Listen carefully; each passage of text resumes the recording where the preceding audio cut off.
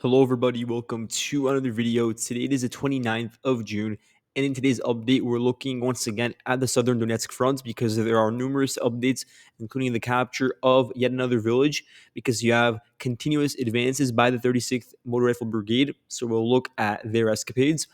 And we're also going to look at the Russians utilizing the Grom 1E for the first time in a while. That's basically a synthesis between a Russian KH-38 air-to-surface missile and the Fab 500. So we're going to look at the specifications and details surrounding the utilization of that missile bomb as it's being referred to. So let's zoom in and look at the updates. And we're actually going to begin with Zaprosia because there is actually a rather interesting update from this region and a movement that we don't really see much of around this part of the front line. So the 2nd Battalion of the 247th Air Assault Regiment, they have recently been activated to fight in this region, and they advanced, and we can see actually here the yellow polygon indicating the extent of the advance. It amounts to nearly 2 kilometers northwards.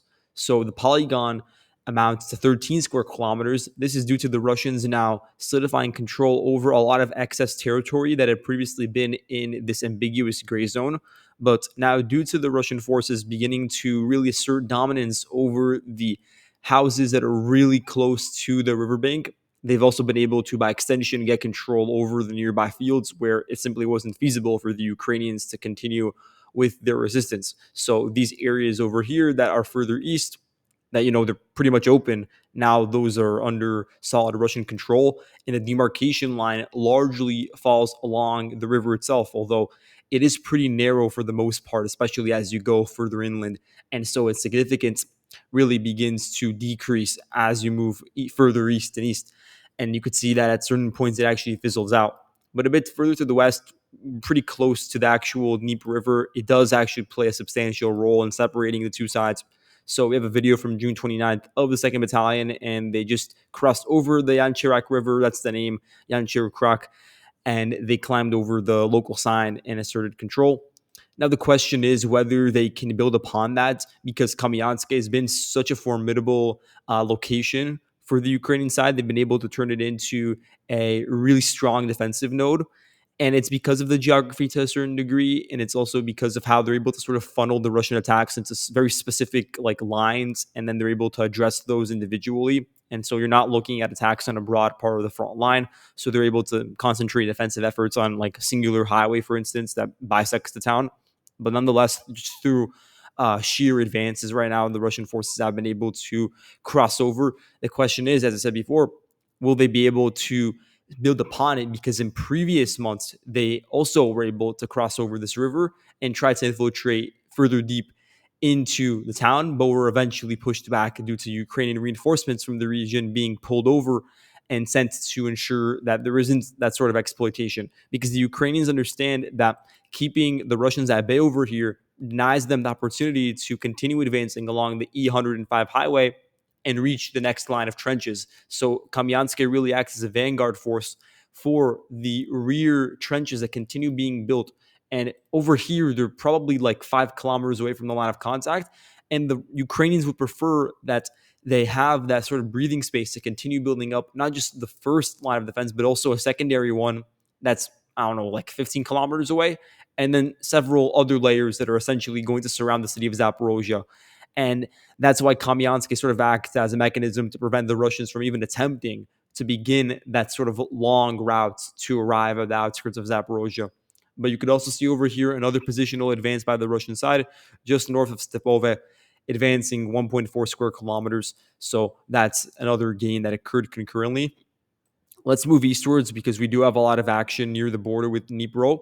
And as you guys can see, I actually added in a polygon indicating the demarcation between Zaporozhye, Donetsk, and Dnipro. It's not the complete outline of Dnipro Oblast because I didn't have time to do that, but just the critical areas along the active parts of the front line, I did give them this color to distinguish. And I also did remove some of the blue markers over here, the geolocation markers. But as I said before, there are 1,000 of them, so I can't really get to all of them in one sitting. So I did remove 100 of them or 200 over the past couple of hours. But in any case, the Russian forces are once again intensifying efforts in between Shevchenko and the Mokri River. They want to get rid of this excess Ukrainian presence that isn't really anchored upon any sort of settlement. You can see over here, this is the Ukrainian salient. It is located on rather high elevation because it is just to the west of the riverbank, and there's sort of a ridge running along this region. The Russians would prefer to just get rid of the Ukrainian resistance over here and thereby also get control of the trench that is running along horizontally. As we talked about in numerous other videos, it stretches about 25 kilometers from the border between Donetsk, Zaprosia, and Nepro all the way to the river valley. And the Russians have already started to chip away at numerous parts of this trench line. And now they're about to get control over an even broader section of these defenses. And from there, they would have the ability to also exert pressure from the southern flank and from the eastern flank onto nearby villages. I think that's Smyrny over there and also Voskresenko. And so you have now the Russians looking at already moving on to the next stage of offensive activities because the Ukrainians have made the decision to withdraw from the eastern bank of the Mokri River. We could see that with the withdrawal from the village of Zurka and the prompt capture of that village by the 36th Brigade. And we could also see that with this salient, that this really outstretched salient that started off amounting to like 50 square kilometers. Now it's probably 10 square kilometers in size, and it once again gets reduced in size due to the Russians beginning to push through these open areas, and the Ukrainians are now gradually pushing back. And they have very small amount of forces that are actually deployed to this region. The vast majority of their forces, whether they be from the 23rd Brigade, 31st, 33rd, the list goes on, they're all deployed on the western side, if at all, in Donetsk. A lot of them may even be deployed in rear bases in Havrylivka or even Ivka, and then they just get rotated in and out throughout the day whenever they're needed. But to look at the specific advances in the amount, you can see that just north of Burlatska, the Russians captured 1.3 square kilometers of territory. Over here, east of Komar and west of Odradny, you have once again solidification of open areas by the Russian side, amounts to 6.5 square kilometers of territory captured. And the most important advance, the one that actually led to the capture of settlement, is over here, Zurko. So you can see that it amounts to 2.8 square kilometers of territory. And in terms of the extent of the advance, from Zaprosia over here, it amounts to 3.4 kilometers westwards. So the Ukrainians, they are deployed to Tolsta over here and to this nearby village, Hrushivske. But there's a huge issue in that, once again, we have this chronic repeating problem in this region of the villages being so small in surface area that the Russians could feasibly send in a small force and maybe a week upon first view, but even getting a foothold into some of these villages is enough to substantially chip away at its defensive capacity, and the Ukrainians don't have enough time to respond because the Russians are obviously at the line of contact already, but the logistics are pretty complicated, and a lot of these villages are pretty much detached from the rest of the Ukrainian rear bases, and so then it becomes difficult to respond in due course. And there's another issue in that you don't have a lot of solid bases for Ukrainian drone crews to be stationed in and then operate from near the front line, because preferably you'd want to have those drone crews operating in basements underground, but they should be probably within 5 kilometers of the front line if you're looking at like those day-to-day activities that FPV drone crews are enduring and try to conduct. Obviously, there are much longer distances that FPV drone crewmen have to go through. But when you look at just the daily routine of targeting individual soldiers on the battlefield, you're looking at pretty close quarters. And so you don't have much of that along the western bank of the Mokri River. You don't have a second line that's immediately close to the actual villages. I suppose Ivanivka and Havrylivka would be the best examples of that. You can see them over here, and they're separated by the river itself. So movement back and forth, if you're looking at physical movement by forces or by light vehicles, that becomes more difficult. And there's also the large span of open fields in between the two lines, the lines of the Mokri and the Vavsha rivers. And so that's an area that could sort of turn into a breeding ground for targeting by Russian drone crews in their own rights. And I believe that they're not going to start converting Komar into that sort of forward FPV base in the same way they did for Bakhatir.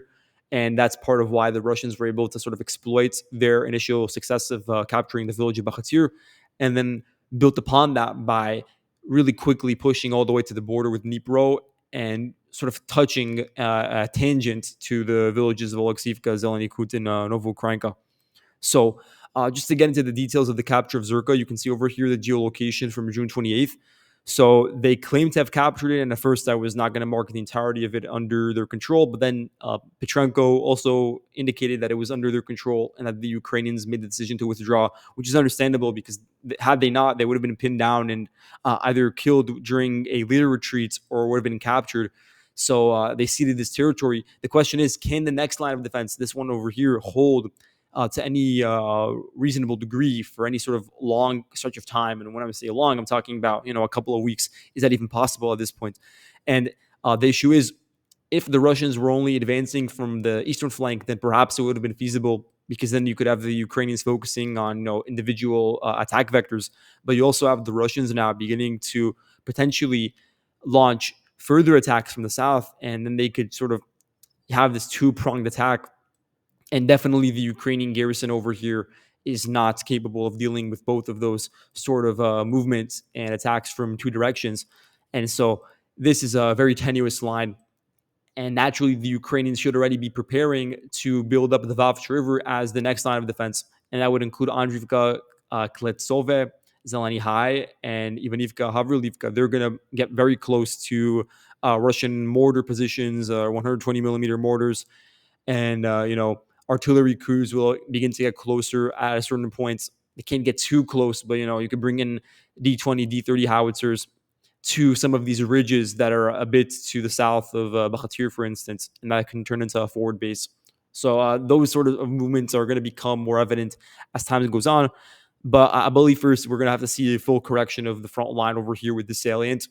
And I believe that is going to happen in the near future. So then the Russians will have the opportunity to either sort of have this operational pause, or they can just continue with their current momentum and begin overrunning the next line of small villages that are connected together. And speaking of the Vavch River Valley, you could see over here that the Russian forces advanced just around the Vavch River itself and captured Zeleny Kuts and Novoukrayinka. This was reported by Petrenko yet again. And this is interesting because initially, when the attacks from Bakhatir started, the Russians just completely avoided entering into these two villages because they understood that they didn't want to get bogged down in house fighting over there. So they took the risk of potentially having their northern flank cut off and just immediately proceeded to arrive at the border with Dnipro. And they were able to anchor onto that position and were never pushed out. And as a result, they established a solid base for attacking the next two villages over here. And now that the situation has really deteriorated for the Ukrainian forces that remain in Donetsk, they simply lack the ability to reinforce their garrisons in these two villages that are, once again, very isolated and small in surface area. So those are perfect candidates for Russian attacks. And now, in terms of the final village in this region that remains on the eastern side of the border, that would be Oleksivka, because it partially remains under Ukrainian control. The Russians, once again, have not necessarily focused all their efforts at running it over because there wouldn't be a point. The Russians right now are focused on expanding their horizons westwards, so they wouldn't want to get bogged down in clearing out an area that already is sort of irrelevant a bit to the east. But now that they have taken over these two villages, they could turn their focus and try to cleanse Oleksivka once and for all. Because the thing is, the Ukrainian garrison here sort of got relegated to irrelevancy as the fighting sort of unfolded westwards. But I also understand why the Ukrainian squads decided to remain over here and still do, including in open fields that I'm going to highlight over here. It's because they don't want to give the Russians access to the trench lines that you see north of the Vavch River and by extension the ridge line and all of this open space that would serve as a perfect area for Russian motorcyclists, ATVs, buggies, whatever it may be, to push westwards and cross over the border on a sort of broader front. And you don't have a lot of solid defenses built over here. So the collapse of such a salient and then the fall of Horikove would open up the gates once you obviously cross over the Antitangidich on the border to arrive at the southern flank of Novopavlivka. So that's the logic behind all of this. And that's why the Ukrainians will continue dragging out the fighting over here, I believe, until it's simply not feasible anymore. So you can see the Russians have chipped away at it by capturing another 5 square kilometers of territory. Maybe there's a geolocation to go along with it. Yeah, there is. So the Hydra unit of the 137th Battalion of the 36th, I believe, Marine Brigade, they conducted FPV strikes and grenade drops onto Russian soldiers in fields and tree lines south of Bogdanivka. So that shows you the Russian infantry on foot are the ones conducting these advances. To look up Pokrovsk for a moment, you can see that there has been an advance, and it's just north of Shevchenko. This is an area that has been really filled to the brim with Ukrainian squads, small squads that attacked in numerous waves, trying to get some sort of bridgehead into the northeastern parts of the town. And there are two reasons for that. First of all, the Ukrainians, their planners, at the beginning of the year, they wanted to not only stop the Russian attacks southwest of Pokrovsk, but also to reverse the sort of salient that previously was sticking out. And you can see, I'm going to circle it for you guys. They wanted to simply eliminate the threat that was posed by the salient over here that I'm circling. But at this point, the salient isn't really a salient anymore. It's not really bulging out. It's just a extended part of the front line due to the western flank being dealt with due to recent Russian advances in Novoserhivka and near Novo Mikolaivka, that is. So, in that regard, the Ukrainians have now lost the ability to stop that salient from metastasizing. And just to zoom in on Shevchenko, the other objective was to obviously bog down the Russians and prevent them from using it as a forward operating base to infiltrate into the southern suburbs of the city of Pokrovsk. And to that degree, they've been successful so far, but now it's beginning to change. So you can see over here that there was an advance amounting to 1.75 square kilometers. And this is based on a geolocation from the 155th Mechanized Brigade. They have their operational area of responsibility over here, and they have had for really a while, like 8 months now. So they conducted once again grenade drops onto this voluminous hedgerow, and you can see how these areas actually do provide pretty good concealment for the Russian infantry. So now they're going to try to begin to solidify and expand their horizons to all of the force and networks around here. And if they can do so, then you could see the immediate dominoes that will begin to fall, like this outstretched area that I believe would be in a gray zone region that no one really has solid control over. That will begin to fall into Russian hands. And then this is also Novoukrayinka, another village by that name, that is also rather extended and sort of acting as a vanguard force to delay Russian advances northwards. So you're going to see pressure coming from the south and from the east concurrently. And so there's going to be a higher chance of that village being taken over, but it all rests upon the Russians actually being able to exploit their most recent advance. Because if they're unable to, then we already know that the Ukrainian garrisons over here, whether they be Skala, which is not fighting over here anymore, but they were, and 155th Brigade, among numerous others like the 68th Jaeger Brigade, 117th, I think, Mechanized Brigade, that is, and a couple of National Guard units, they're going to be able to respond and actually conduct active defense and push back the Russians 1 or 2 kilometers. It wouldn't be the first time, certainly. So let's wait and see before drawing any sort of major conclusions from that incident. And I want to see if there are any other updates from the front line. There may not be, actually. And so, besides Southern Donetsk, it's been a rather slow news day, which is why I just wanted to devote a bit of time to discussing an interesting strike that occurred yesterday. So, the Russians, we know that they've been heavily deploying CAB 500s, CAB 1500s, whatever it may be, and also various types of variants like the ODAPs and such. But now they are once again beginning to deploy the Grom 1E. And so those made their sort of introduction, I believe it was in May of 2023. They were used around Kherson, but those, and they're referred to as a hybrid between a missile and a bomb. So that's what I'll call it. And so those missile bombs were used along the front line, along the Dnipro River, actually, in Kherson for a very long time. They weren't used that much, but they were definitely known. And then in late 2024, they were also utilized along the Kharkiv front, running along the border with Luhansk as well. So you have seen the deployments of these missile bombs previously, but throughout this entire year, throughout the former part of the year, they simply were not utilized. We didn't see any reporting on it. So I believe they were working on modifications, trying to enhance its abilities. I would say probably the range was extended because the reported range for a Grom 1E is 120 kilometers, while others say that it's 100 kilometers. I actually think it could be more at this point because of the amount of work that was done on really improving the motor and the propulsion system, and the fact that it just wasn't used for so long and that's being redeployed. So really, it could be referred to as the KH-36. That's another name for the Grom E1. And actually, there are two types of the KH-36. There's the Grom E1 and the E2. So the E2 has also been used a lot. There is a high explosive variant of it, and then there's also a thermobaric variant. So again, that could yield really heavy damage. But the difference is that the E2 is more bulky. It's able to carry more weight because it doesn't have a motor system attached to it.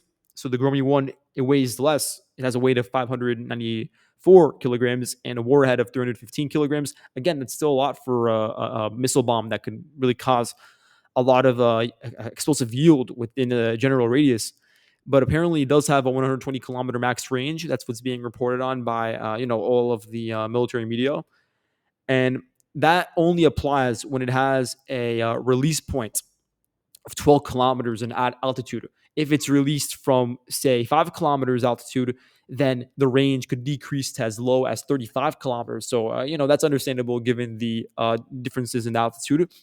And also, it needs to have a speed of around 1,600 kilometers per hour in order to reach those sort of distances. I actually think that it could be more. It could be approaching 150. There was reporting yesterday that around 11:30 there was a Russian attack where tactical aircraft dropped the Grom E1, and it was from somewhere in Zaprosia. So that's not really helpful because look at it, the southernmost point of Zaprosia, it's over here, and it was just intercepted by the Ukrainian south of Dnipro, which would be 230 kilometers. And so it could really be anywhere from Zaporozhye that was launched. Maybe it was even closer. And then the distances are still around 130. So I don't believe the Russians would send tactical aircraft right next to the line of contact in order to drop it. I think a large part of the reason why there were extended ranges applied to this missile bomb is in order for the Russian aircraft to avoid even getting close to the heavy surface to air missiles that the Ukrainians have deployed near the border and obviously all their adjacent radars. So probably 40 kilometers away, and the fact that it could be launched from those distances and still reach extremely deep into the Ukrainian rear does indicate that there is now a new approach that the Russians are trying to take, and they want to see if it could be a way to evade air defenses. Although in this case, it was actually shot down by the Ukrainian air defense, but they're just trying to test a new method of connecting deep strikes without having to really put their aircraft at any sort of risk while doing so in the air. And so, as I was saying before, the Grom E2, it does lack a propulsion system. It has a 65-kilometer range. And so, again, that's also not a trivial amount. And so, it's also used a lot commonly. And so, that's also something to keep in mind that it could also be deployed for various purposes. But it is a hybrid, as I was saying before, those two variants of the Grom of the Fab 500, which lacks any sort of propulsion system at all. It's just a glide bomb. And the KH-38, which is an air-to-surface missile, it has around a 40-kilometer distance, and so obviously having the solid fuel rocket motor that the Grom E1 has, that adds additional range and helps it reach areas that are extremely deep. So I'll be keeping out to see if it's more heavily deployed now and whether it did actually receive any sort of special modifications. And if it does, then certainly the Dnipro region would be an opportune target for the Russian side within that sort of range. And I would assume that another area that the Russians would also keenly be looking at for those sort of deep strikes would be Sumy because of the current Russian offensive activities in that region. So keep an eye for it. And thank you all for watching. I'll see you guys in the next video. Goodbye.